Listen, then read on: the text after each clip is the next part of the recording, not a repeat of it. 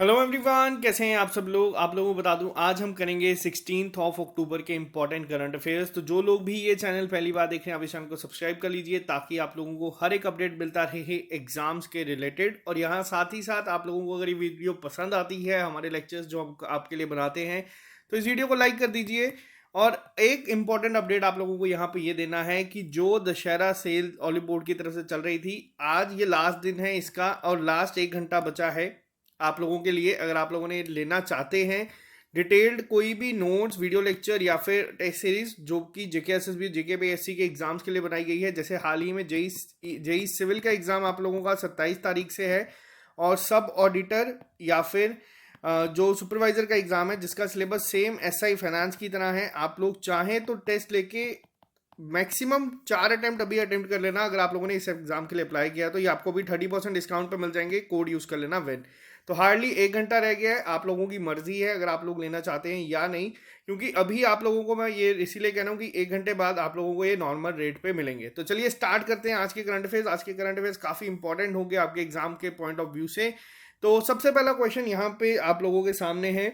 अभी हाल ही में इंडिया ने एक एमओयू साइन किया है किस कंट्री के साथ, जिसके तहत डाई अमोनियम फॉस्फेट जो है फर्टिलाइजर की सप्लाई उसके रिलेटेड बात की गई है, यानी कि उसको बढ़ाया जाएगा। किस कंट्री के साथ किया है ये इंपॉर्टेंट नहीं है, क्यों किया गया है ये ज्यादा इंपॉर्टेंट है। तो सबसे पहले मैं बताता हूँ ये किया किसके साथ है। ये किया गया है रशिया के साथ। रशिया के से इंडिया अभी S-400 भी खरीद रहा है, और S-500 जो अभी हाल ही में रशिया ने बनाया है सबसे ज्यादा एडवांस टेक्नोलॉजी, इसका एक अपग्रेडेड वर्जन इंडिया ने कहा है कि ये भी सबसे पहले इंडिया ही खरीदेगा। अब यहाँ पे चीजें क्या है कि इंडिया डाई अमोनियम फॉस्फेट क्यों खरीद रहा है रशिया से।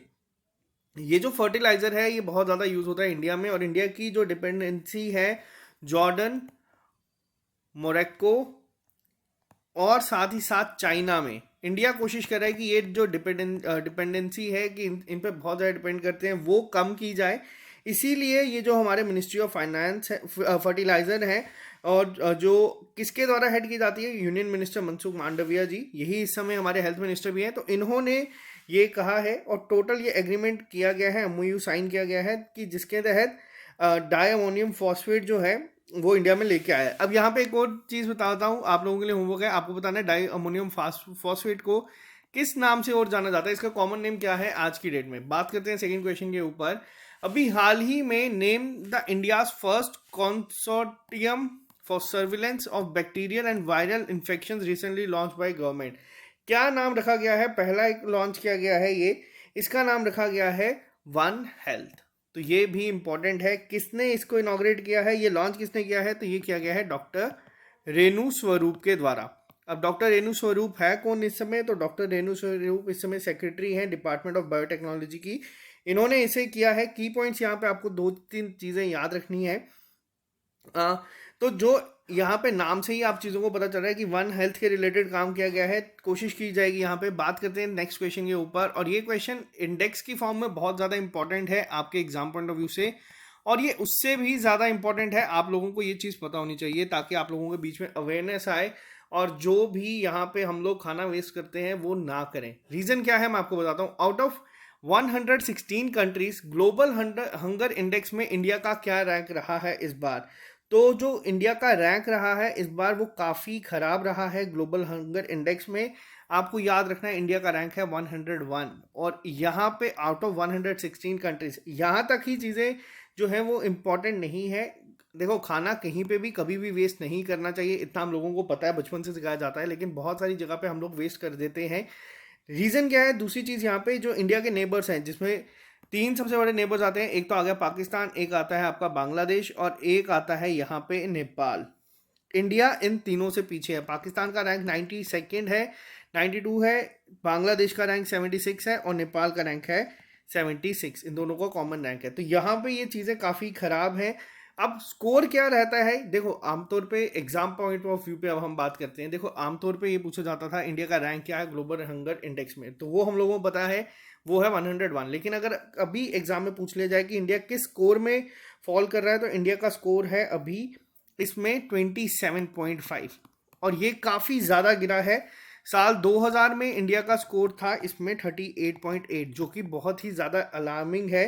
अब यहाँ पे आप लोगों से पूछा जाए कि इंडिया का लेवल क्या रखा गया है, इंडिया लेवल ऑफ हंगर को किस में डिस्क्राइब किया गया है, जीएचआई स्कोर के अकॉर्डिंग, यानी कि 27.5 में जो स्कोर होते हैं जिन कंट्रीज के, उनको किस में रखा जाता है, उनको रखा जाता है सीरियस में।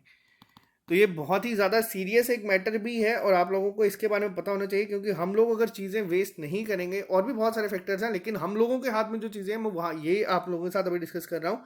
और साथ ही साथ जो लेवल ऑफ हंगर है इंडिया में, उसे डिस्क्राइब किया गया है अलार्मिंग में, कि अगर ये चीज़ें नहीं रुकी तो ये बद से बदतर होती जाएंगी।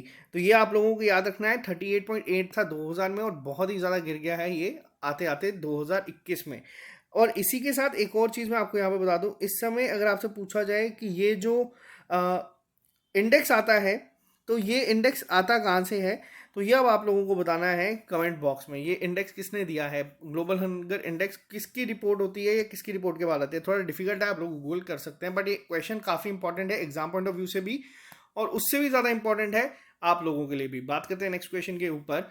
अभी हाल ही में इंडिया को जो है 5630 गीगावाट इंस्टॉल करना पड़ेगा सोलर कैपेसिटी के लिए to achieve net zero emission by which year. अब यहाँ पे ये क्वेश्चन इंपॉर्टेंट बनता है दो तरीके से। मैं आपको इसके रिलेटेड जितनी भी चीज़ें इंपॉर्टेंट है सारी यहाँ पे बता दूंगा।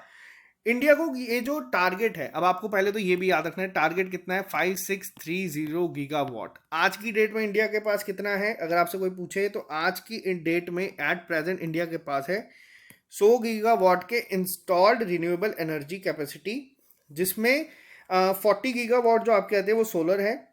यहाँ पे ये इसको याद रखना, ये प्रेजेंट डेटा है।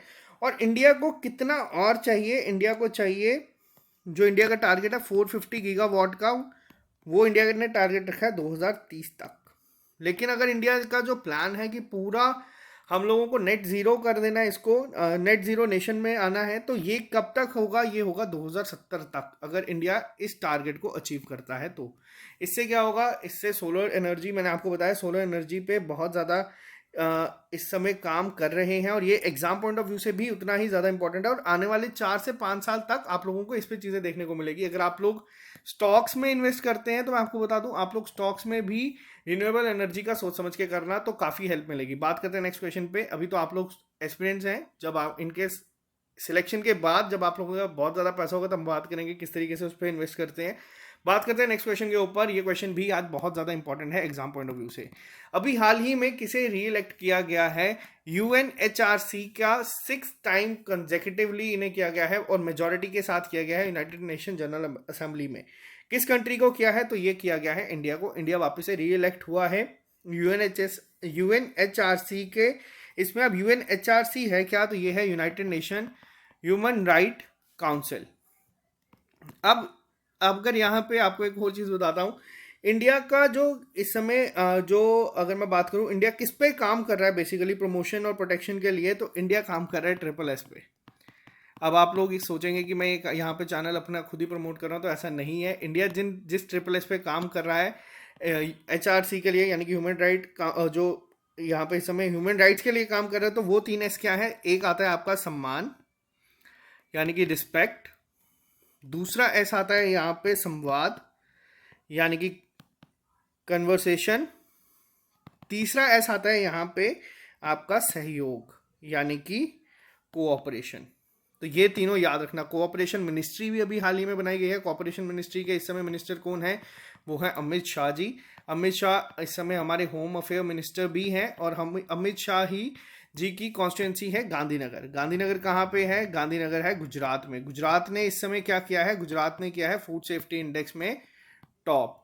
फूड सेफ्टी इंडेक्स में टॉप किया है। यहाँ पे फूड सेफ्टी इंडेक्स की अगर बात करें यूटीज में टॉप किया गया है JNK में, और JNK का एक चैनल है जिसको आप अभी लोग देख रहे हैं, वो है SSS। तो ये तो इंपॉर्टेंट अपडेट था। चलो चलिए बात करते हैं नेक्स्ट पे। WHO डायरेक्टर जनरल अवार्ड दिया जाता है हर साल फॉर वर्ल्ड चेंजिंग लेगेसी के लिए। ये किसे दिया गया है इस बार, तो ये अवार्ड इस बार दिया गया है हेनरिटा लैक्स को। पहला तो इनका नाम आपको याद रखना है। क्यों दिया गया है, क्योंकि इन्होंने काफ़ी ज़्यादा काम किया है, और ये जो अवार्ड है ये पोस्ट ह्यूमसली दिया गया है, यानी कि इनका निधन हो चुका है। सर्वाइकल कैंसर से इनका निधन हुआ था 4 अक्टूबर, तो इन्हें ये अवार्ड मिला गया है। तो ये आप लोग याद रखना, बहुत ही ज़्यादा इंपॉर्टेंट है, एग्जाम पॉइंट ऑफ व्यू से आपसे पूछा जाता है। और साथ ही साथ अब यहाँ पे आपको बताऊं, जो यहाँ पे है एक इम्पॉर्टेंट पॉइंट डब्ल्यू के रिलेटेड, कि इस समय अगर डब्ल्यू के डायरेक्टर जनरल कौन है, तो ऑप्शन नंबर बी जो आप लोग यहाँ पे देख रहे हैं, टेड्रोस अधानोम, तो ये इस समय डब्ल्यू के डायरेक्टर जनरल भी हैं। और साथ ही साथ अगर यहाँ पे आपसे पूछा जाए कि डब्ल्यू का हेडक्वार्टर कहाँ पे है, तो वो है जिनेवा में, यानी कि स्विट्जरलैंड में। बात करते हैं क्वेश्चन नंबर 7 के ऊपर। आरबीआई ने अभी हाल ही में रीअपॉइंट किया है एमडी सीईओ एक्सिस बैंक का। 3 बहुत इंपॉर्टेंट अभी अपॉइंटमेंट्स हुई है, मैं आपको तीनों का बता देता हूं। जो एमडी सीईओ एक्सिस बैंक के किए गए हैं, इनका नाम है अमिताभ चौधरी जी। इन्हें अपॉइंट किया गया है, रीअपॉइंट किया गया है बेसिकली। इन्हीं के साथ साथ एक आप लोगों ने ऑर्गेनाइजेशन का नाम सुना होगा, जो है IBBI। एग्जाम में इसके बारे में पूछा जाता है। अब ये क्या है, तो ये है insolvency and bankruptcy board of India. बहुत इंपॉर्टेंट है। इसके भी अभी हाल ही में जो एडिशनल चार्ज दिया गया है इन्हें एज अ चेयरपर्सन, किसे दिया गया है, तो इनका नाम भी याद रखना। इनका नाम है नवरंग सैनी जी। तो इनका नाम भी याद रखना, एग्जाम में ये पूछा जाते हैं। बात करते हैं नेक्स्ट अपॉइंटमेंट के ऊपर, बहुत इंपॉर्टेंट है। यूको बैंक के जो एमडी सीईओ हैं, उन्हें IBA का यानी कि इंडियन बैंक एसोसिएशन का चेयरमैन बनाया गया है। तो ये भी याद रखना। पहली चीज, किसे बनाया गया है, ये नाम आप याद रखना। इनका नाम है अमीश मेहता जी। इन्हें बनाया गया है IBA का। अब एग्जाम में कंफ्यूजन क्या होती है, IBA पूछा गया है या IBBI, इसलिए मैंने IBBI भी आपको बता दिया, IBA भी बता दिया। दोनों बहुत बड़ी ऑर्गेनाइजेशन है बैंक के रिलेटेड इंडिया में, तो याद रखना, एग्जाम पॉइंट ऑफ व्यू से आपसे पूछी जाती है। बात करते हैं नेक्स्ट क्वेश्चन पे। ये क्वेश्चन भी बहुत ही ज़्यादा इंपॉर्टेंट है, क्योंकि आप लोगों ने देखा है अभी हाल ही में जो नासा का स्पेस एक्स मिशन चल रहा है, ये स्पेस एक्स के मालिक कौन है, वो है एलन मस्क, जो इस समय दुनिया के सबसे अमीर आदमी भी हैं। ये अभी हाल ही में जो रिपोर्ट आई है उसमें आया है। और इन्होंने किसको पीछे किया है, इन्होंने पीछे किया है जेफ बेजोस को। जेफ बेजोस किसके थे, वो थे अमेजॉन के। यहाँ तक आई होप आपको क्लियर होगा। बात करते हैं यहाँ पे, अभी कौन से इंडियन अमेरिकन ऐसे हैं एस्ट्रोनॉट जो जाएंगे नासा के स्पेस एक्स 3rd मिशन के तहत इंटरनेशनल स्पेस स्टेशन से। तो यहाँ पे आपको ये चीज याद रखना है, कौन जाएंगे या कौन जा रहे हैं, तो ये है राजा चरी जी। इनका नाम याद रखना, एग्जाम में पूछे जाने के चांसेस बहुत ज़्यादा बढ़ जाते हैं। तो इसी के साथ एक और चीज़ मैं आपको यहाँ पर पुराने करंट अफेयर में बताता हूँ। मैंने आपको बताया था रशिया से अभी हाल ही में 36 सैटेलाइट्स, कौन सा ऐसा ग्रुप है, वन वेब जो है बेसिकली, जो अभी लॉन्च कर रहा है, तो इन्होंने भी कर दिया है। मैंने आपको बताया था भारतीय ग्रुप का जो है वन वेब, इन्होंने भी 36 सैटेलाइट्स अपनी जो है भेज दी है रशिया से। तो ये भी याद रखना, हो सकता है एग्जाम में पूछा जाए। अभी हाल ही में मैंने 1 महीने पहले आपको बताया था। बात करते हैं इंपॉर्टेंट डेज के ऊपर। वर्ल्ड साइट डे हर साल ऑब्जर्व किया जाता है किस डेट को, वर्ल्ड साइट डे हर साल ऑब्जर्व किया जाता है 14 अक्टूबर को। इससे भी ज़्यादा इंपॉर्टेंट है इसकी थीम क्या है, और इसकी थीम है लव योर आइज। बहुत ही ज़्यादा इंपॉर्टेंट है, एग्जाम में आपसे पूछे जाने के चांसेस ज़्यादा होते हैं। अब क्या ये डे आपका हर साल 14 अक्टूबर को ऑब्जर्व किया जाता है, तो ऐसा नहीं है। ये हर साल ऑब्जर्व किया जाता है सेकेंड थर्सडे ऑफ अक्टूबर। तो ये पॉइंट भी याद रखना है, इसको आप अपने नोट्स में ऐड ऑन कर लेना। बात करते हैं नेक्स्ट क्वेश्चन के ऊपर। ये क्वेश्चन बहुत ज़्यादा इंपॉर्टेंट है। रीज़न क्या है, क्योंकि जिनको मैं अपना आइडल मानता हूँ, उनका बर्थ एनिवर्सरी है, डॉक्टर APJ अब्दुल कलाम जी की, जो इंडिया के 11th प्रेसिडेंट थे। इनके बर्थ एनिवर्सरी को वर्ल्ड स्टूडेंट डे के रूप में मनाया जाता है। मैंने आपको पहले क्या बताया था, इंडियन पहले कौन से थे जिनके नाम पे कोई डे रखा गया था, वो थे महात्मा गांधी। यानी कि इंटरनेशनल नॉन वायलेंस डे कब मनाया जाता है, ये मनाया जाता है 2 अक्टूबर को। लेकिन APJ अब्दुल कलाम के बर्थ एनिवर्सरी पे मनाया जाता है वर्ल्ड स्टूडेंट्स डे।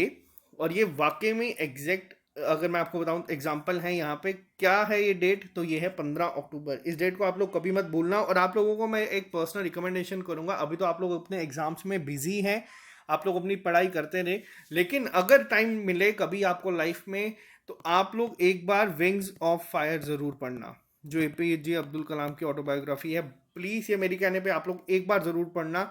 जितना मैं इन्हें फॉलो करता हूँ, जितना मैं MS धोनी को फॉलो करता हूँ, और इन लोगों से बहुत कुछ सीखने को मिलता है। आप लोग कोशिश करें कि आप लोग इन लोगों की लाइफ के बारे में थोड़ा सा जानें। इनके नाम को आज आप सब जानते हैं, लेकिन कोशिश करेंगे इनके बारे में आप लोग जितना ज़्यादा जान सकते हैं, आपको बहुत ज़्यादा मोटिवेशन मिलेगी कि ये लोग कहाँ से निकल के कहाँ तक इन्होंने ख़त्म किया था, और आप लोग उनसे बहुत बेटर कंडीशंस में हैं। तो मेहनत करते रहो। बात करते हैं आज के लास्ट क्वेश्चन के ऊपर। Chief minister health for all, ये एक स्कीम निकाली गई है जिसके तहत door to door health screening services जो है वो प्रोवाइड की जाएंगी। किस स्टेट के CM ने लॉन्च करी है?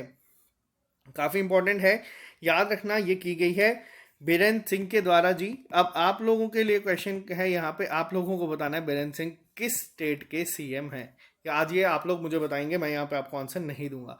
तो ये थे आज के इंपॉर्टेंट करंट अफेयर। बहुत सारे करंट अफेयर यहाँ पे इंपॉर्टेंट थे। अभी 1 घंटे पहले मैं आप लोगों के लिए लेक्चर लेके आया हूँ।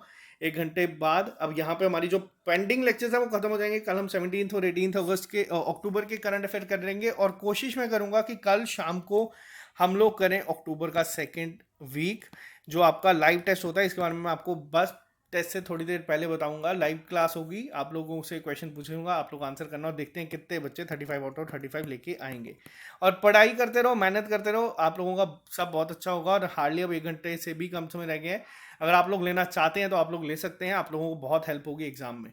तो चलिए आज के लिए सिर्फ इतना ही, मिलते हैं बहुत जल्द नए लेक्चर के साथ। अगर आप इस चैनल पर पहली बार है तो इस चैनल को सब्सक्राइब कर लीजिए, और अगर आपको वीडियो पसंद आती है तो इस वीडियो को लाइक कर दीजिए। मिलते हैं कल नए लेक्चर के साथ, और बहुत ही जल्द 20 अक्टूबर के बाद मैं शुरू कर दूंगा जो इंपॉर्टेंट जैसे अवार्ड्स हैं या नोबेल प्राइजेस थे या फिर कोई भी सारी चीज़ों को एक कंपाइल्ड वे में मैं आपके लिए वीडियो लेके आऊंगा, जिसमें आपको हर एक नोट्स को ढूंढना नहीं पड़ेगा। तो चलिए bye bye, take care, all the best. मिलते हैं बहुत जल्द नए लेक्चर के साथ।